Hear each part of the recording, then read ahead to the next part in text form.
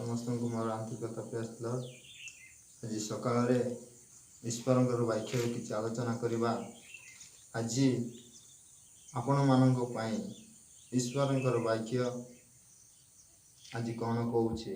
ଆଜିର ଟପିକ୍ ଯେ ପାପ ପାଇଁ ଈଶ୍ୱରଙ୍କର ପ୍ରତିକାର।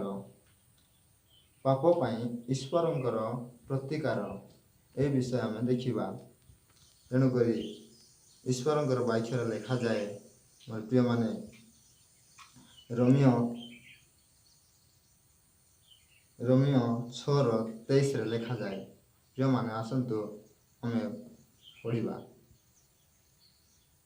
ପାପର ବେତନା ମୃତ୍ୟୁ, କିନ୍ତୁ ଈଶ୍ୱରଙ୍କ ଅନୁଗ୍ରହ ଦାନ ଆମମାନଙ୍କ ପ୍ରଭୁ ଖ୍ରୀଷ୍ଟ ଯୀଶୁଙ୍କ ସହଭାଗିତାରେ ଅନନ୍ତ ଜୀବନ ଅଟେ। ପ୍ରିୟମାନେ, ଆମେ ପାପୀ ହେଲେ ମଧ୍ୟ ପାପର ବେତନା ତ ଜାଣିଛନ୍ତି ଆପଣମାନେ, ଯେ ପାପ କରନ୍ତି ସେ ମରନ୍ତି। ଯେତେବେଳେ ହବା ଆଦମ ପାପ କଲେ, ମୋର ପ୍ରିୟମାନେ, ଆପଣମାନେ ପ୍ରଶ୍ନ କରିପାରିବେ, ହବା ଆଦମ ପାପ କଲେ କାହିଁକି ମଲେ ନାହିଁ? ଈଶ୍ୱରଙ୍କର ଶାସ୍ତ୍ର କହେ ହବା ଆଦମ ମଧ୍ୟ ମଲେ। କେମିତି ମଲେ? ନା ଆତ୍ମା ଦ୍ୱାରା ସେ ମରିଯାଇଥିଲେ।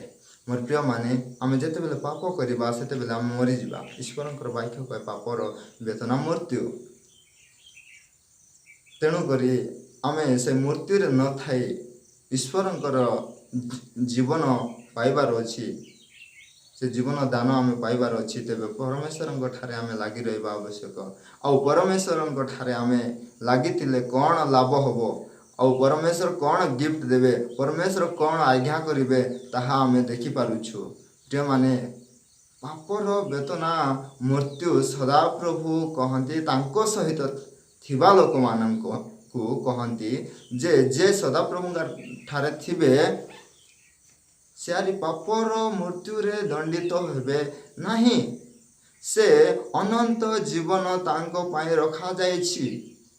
ଆସନ୍ତୁ ଆମେ এই ବାକ୍ୟ ଅନୁସାରେ ଆଜି କଥାବାର୍ତ୍ତା କରୁଛୁ। ମୋର ପ୍ରିୟମାନେ, ଆଉ ଗୋଟେ ରେଫରେନ୍ସ ଦେଖିବା ଆମେ,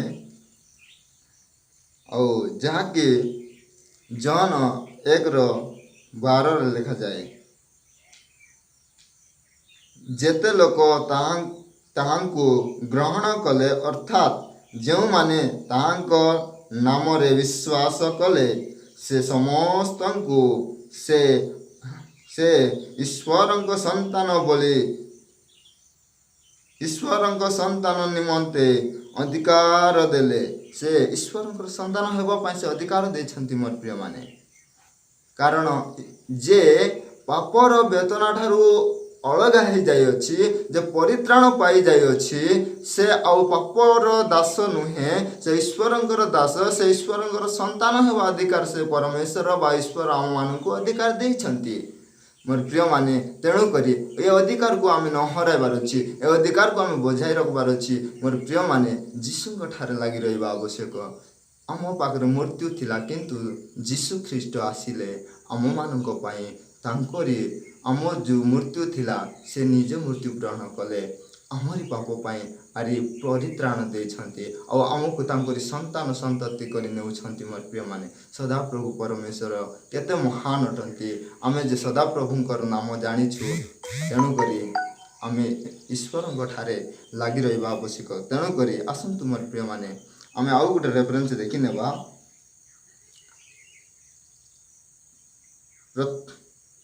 ପ୍ରଥମ କରନ୍ତୀୟ 15:3-4 ଲେଖାଯାଏ, ଏମିତି ଲେଖାଯାଏ, ଯେଉଁ ଶିକ୍ଷା ମୁଁ ପାଇଥିଲି ସେଥି ମଧ୍ୟରୁ ଏହି ପ୍ରଧାନ ଶିକ୍ଷା ତୁମମାନଙ୍କୁ ପ୍ରଦାନ କରିଥିଲି, ଅର୍ଥାତ୍ ଖ୍ରୀଷ୍ଟ ଶାସ୍ତ୍ର ଅନୁସାରେ ଆମମାନଙ୍କ ପାପ ନିମନ୍ତେ ମୃତ୍ୟୁ ଭୋଗ କଲେ, ସମାଧି ପ୍ରାପ୍ତ ହେଲେ, ଶାସ୍ତ୍ର ଅନୁସାରେ 3 ଦିନ ପରେ ସେ ଉଠିଲେ। ମୋର ପ୍ରିୟମାନେ, ଆମେ ମରିଯାଇଥିବା ପରମେଶ୍ୱରଙ୍କର ସେବା ଆମେ କରୁନୁ। ଆମେ କୌଣସି ମାଟିର କଣ୍ଡାଇକୁ ଆମେ ସେବା କରୁନୁ। ମୋର ପ୍ରିୟମାନେ, से जीवित परमेश्वर अटंती। आज अनेक लोग कहती जीशु ख्रीष्ट तो मरीगले कालवरी क्रूसरे हत हो गले से मरीगले से कौटी जीवित अच्छा नाई मोर प्रिय माने मोर पाप पाई आपण मान पाप पाई मोर प्रभु मले आउ से मरीकिना कबर नहीं से 3 दिन पर्यंत कबर थाई से चुपचाप थिले नहीं। अनेक लोग कहती से जे आउ से जगार जो जगार कबरस्थ होते से जगार मध्य से शिक्षा देउथिले बोली कहती मोर प्रिय माने से जगार प्रचार करुथिले आउ आसी से जमिति कहिथिले सेमिति से मला परे आमर पाई करडा प्रहार खाई आमे जो आउ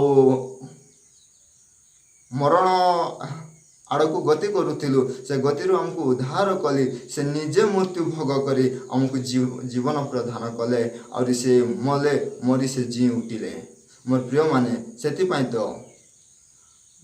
प्रथम जहन 5:11 बोधे लिखा जाइछि जे पुत्र को पाई से जीवन पाई। मोर प्रिय माने आम जीशु को पाई अच्छु ताने आम जीवन पाई अच्छु आम अरे से मृत्यु दंडरे दंडित तो नहीं जो मृत्यु की पापर व्यतना मृत्यु थिला आम पापी नहीं एवं परमेश्वर को पाखरे आसीचु नुआ जीवन पाई अच्छु। मोर प्रिय माने तेणुक ईश्वर जे आम मान कथा कहले आओ ए समय रे परमेश्वर जीवित अटंती यह आमको ईश्वर वाक्य कहे।